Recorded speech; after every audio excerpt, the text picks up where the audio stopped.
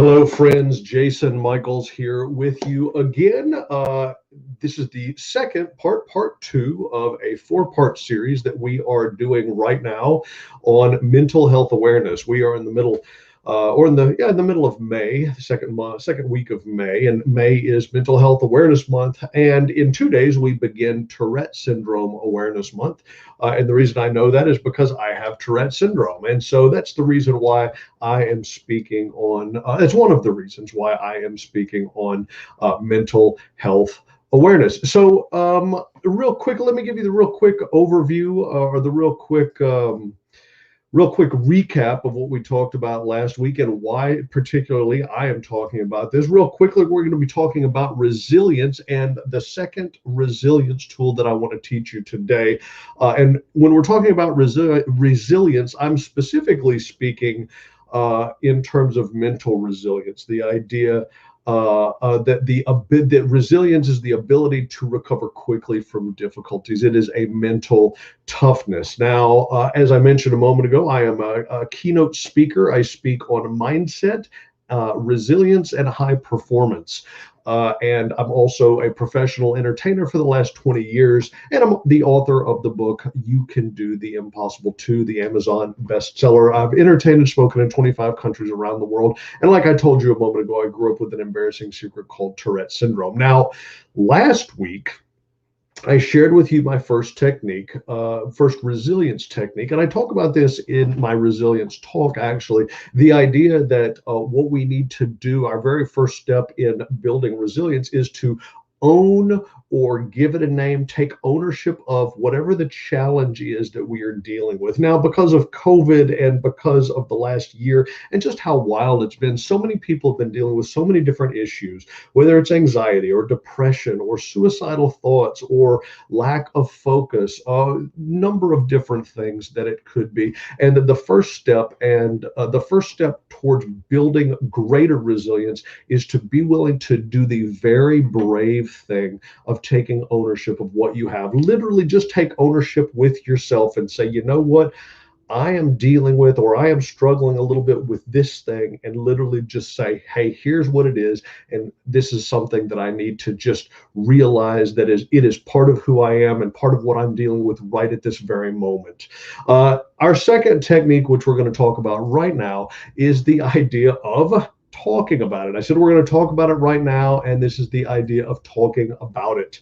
See, for me, I was so embarrassed by the tics that I had, the Tourette syndrome tics that I had. I was so mortified by the uncontrollable movements, the vocalizations, the different ways that Tourette syndrome manifests itself. And if you're unfamiliar with Tourette syndrome, the way that it manifests itself are in these twitches or uncontrollable movements. They are uncontrollable, they're rapid, they're repetitive, they come out of nowhere. And for a lot of people, out in the world, when someone like me with Tourette's has a tic, it's very surprising. And so what oftentimes happens is people will make comments, or sometimes they'll laugh at you, or sometimes they'll unfortunately bully you or whatnot. And so for me, it was a very embarrassing thing to have these tics. And the simple truth of the matter is I really had a hard time talking about the fact that I had Tourette's. I'd like to think that I was a relatively confident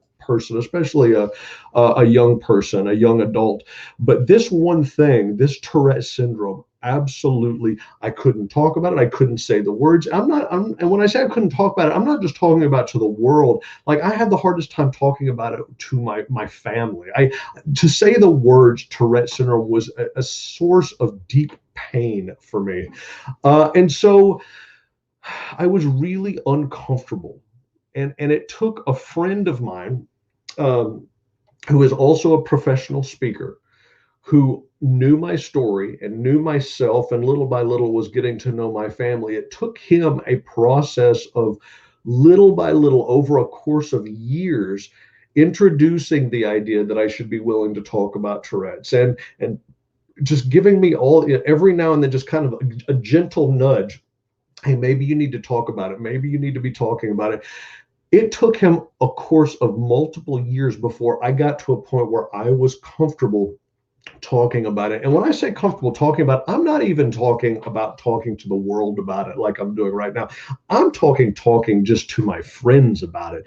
But what ended up happening was little by little, over a course of time, he was able to convince me that being willing to discuss having Tourette syndrome with other people would be beneficial to me, but it would also be beneficial to other people. And what happened was, as difficult as it was, and it was extraordinarily difficult for me to start talking about it, but as difficult as it was, once I began talking about having Tourette syndrome, all of a sudden, what ended up happening is the stigma that was attached to it, that I had attached to it, the feeling of alienation, the feeling of embarrassment. Every time I talked to somebody about it, little by little, and it was very small, it was incremental over time, but little by little, that stigma started to vanish. And little by little, I started to get to feel power. So getting to the point of feeling, going from a spot where this embarrassing Tourette syndrome had power over me, and it was embarrassing and alienating to me, getting to a point where, as I talked about it more and more, to where I felt power over it, and I realized that it didn't have any power over me. The only reason that it had had any power over me at all is because I had given it that power. It was a pivotal moment for me, and what is interesting is that instead of feeling embarrassed, I now felt as though I had some ownership over it. I had power over this thing which had alienated me for the better part of my life, well into my 30s. And what's interesting about it is that the moment that I started talking to people about it, I realized that people everywhere were dealing with difficulties. I want to tell you a real quick story. Um, when I say we should be willing to talk about our challenges, the difficulties that we're dealing with, whatever the mental health issue is that is on our radar, my radar, your radar, whatever it is you're happen to be dealing with. The reason I say it's so important to talk to other people about it is so that we release that stigma. And what ends up happening is you realize that you're not the only person dealing with something difficult. You realize that, wait a minute, there are people all around the world, and the people in our own lives that we don't even realize, and they're dealing with their own issues as well. They are dealing with challenges that you might not be able to see, but they're very real to them. So here's the story I told you I would tell you a second ago. I actually went above and beyond just talking about it with friends and with family, or with whomever.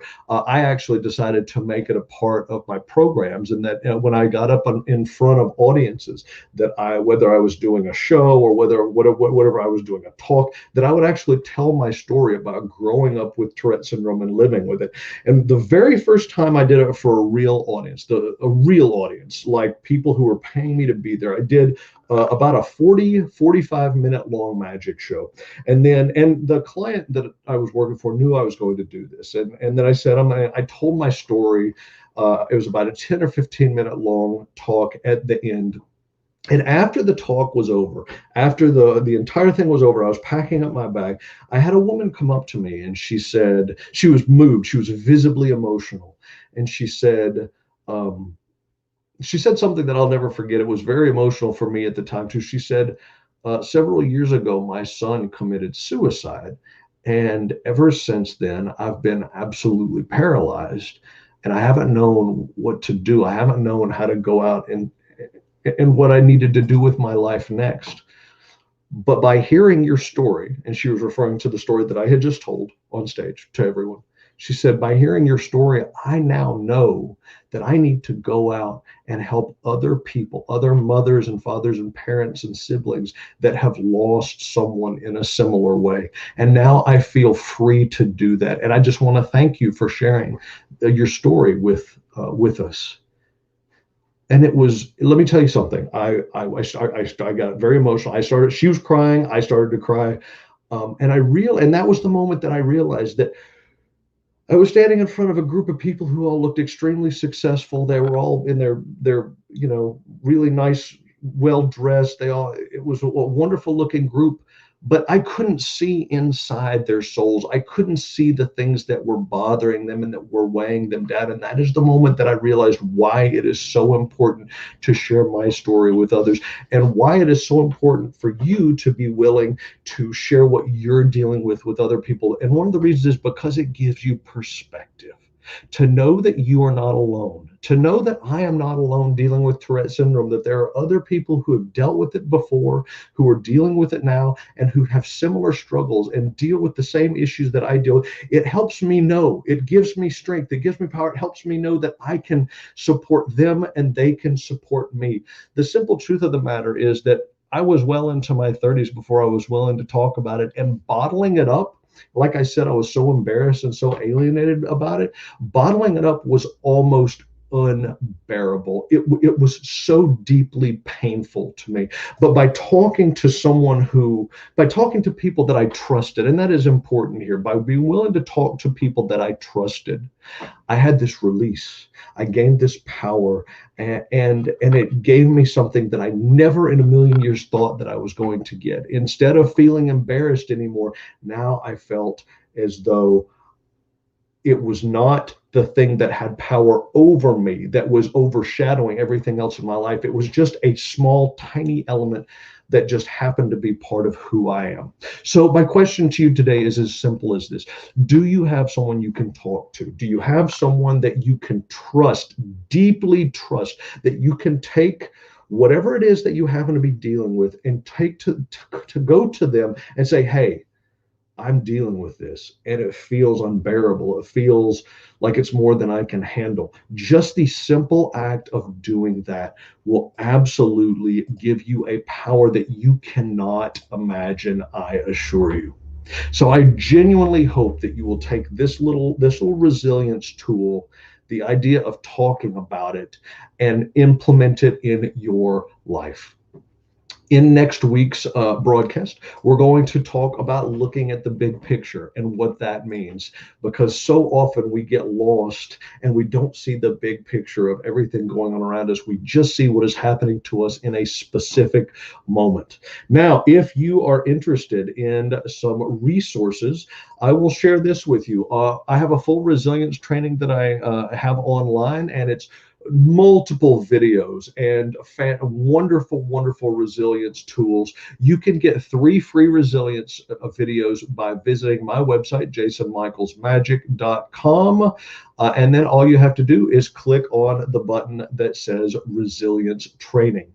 And the second thing is that I will let you know that I have something called the Do the Impossible podcast. And that is with myself and my very close friend, Stephen Bargatze. And it is also available on my website, jasonmichaelsmagic.com/podcast, where you can hear some inspiring stories of people who have dealt with things that felt overwhelming, felt like they couldn't get through them.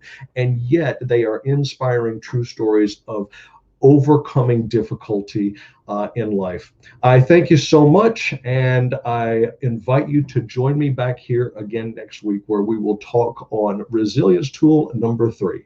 Until then, take care of yourself.